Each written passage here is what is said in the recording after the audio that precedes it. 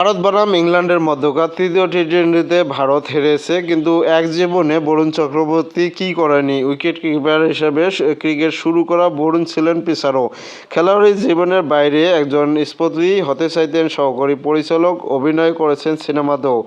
এত কিছু করার পরও বরুণ যা সবচেয়ে বেশি করতে চাইতেন তা মিলেছে এই তো কিছুদিন হলো। সেটা মিলেছে এমনভাবে যে বরুণের আর অভিযোগের সুযোগ নেই। দেখে মনে হচ্ছে মাঠে নেমে ভিডিও গেমস খেলছেন। এই তো কাল রাতে ইংল্যান্ডের বিপক্ষে 5 উইকেট। তামিল অভিনেতা বরুণ কি মাঠে নেমেও ভিডিও গেমস খেলছেন?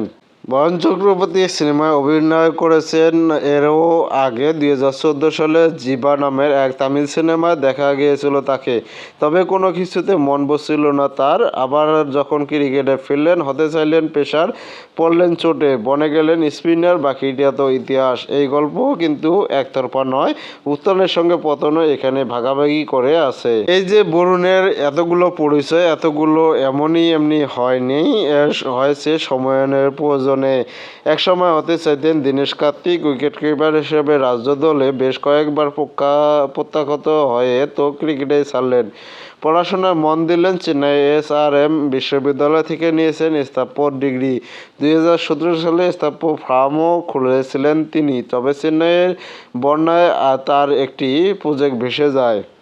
2018 সালে স্পিনার হিসেবে যাত্রা শুরুর পর বরুণ তামিলনাড়ু IPL হয়ে বরুণ জাতীয় দলে জায়গা পান 2021 সালে। তবে 2021 টি-টোয়েন্টি বিশ্বকাপে প্রত্যাশা মেটাতে পারেননি বরুণ চক্রবর্তী। 3 ম্যাচে উইকেটের দেখা পাননি।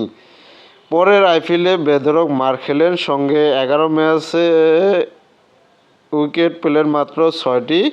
আবারও আলোচনায় আসার প্রশ্নই আসে না। বরুণ আবার ফিরলেন 2023 এবং 24 IPL-এ, নিলেন যথাক্রমে 20 এবং 21 উইকেটে। অন্য ঘরোয়া লিগে পারফরমেন্স তো আছেই, দলে আবার না ফিরিয়ে উপায় কী? পেতে অবশ্য মধ্যে প্রায় 3 বছর কেটে গেছে বরুণের।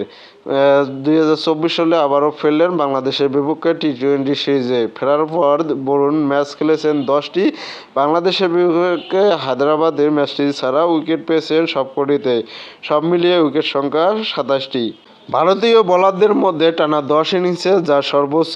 এর আগে সর্বোচ্চ 25 উইকেট ছিল কুলদীপ যাদবের। যদিও সব মিলিয়ে বরুণ টানা 10 ইনিংসে বেশি উইকেটের মালিক হতে পারেনি। এই জায়গায় রশিদ খানের, তিনি নেন 30 উইকেট। 2 নম্বরে আছেন 28 মালয়েশিয়ার সিজারুল ইদ্রুস, আর 3-এ বরুণ। উইকেট দিয়ে সব বোঝানো যায় নাকি? বরুণ কি জিনিস, তো সেটা ইংল্যান্ডে হ্যারি ব্রুক বুঝেছেন। যেভাবে টানা 3 টি-টোয়েন্টিতে বরুণের সামনে মুখ থুবড়ে পড়ল, সেটা তো ভারত ইংল্যান্ড সিরিজের অন্যতম আলোচনার বিষয়। শুধু কি ব্রুক রহস্য, স্পিনারদের বরুণ সবার কাছে রহস্য। টি-টোয়েন্টিতে ভারতীয় দলের অন্যতম সেরা বোলারই এখন তিনি। এভাবে বলা যায় বাস্তব জীবনের স্থপতি ভারত টি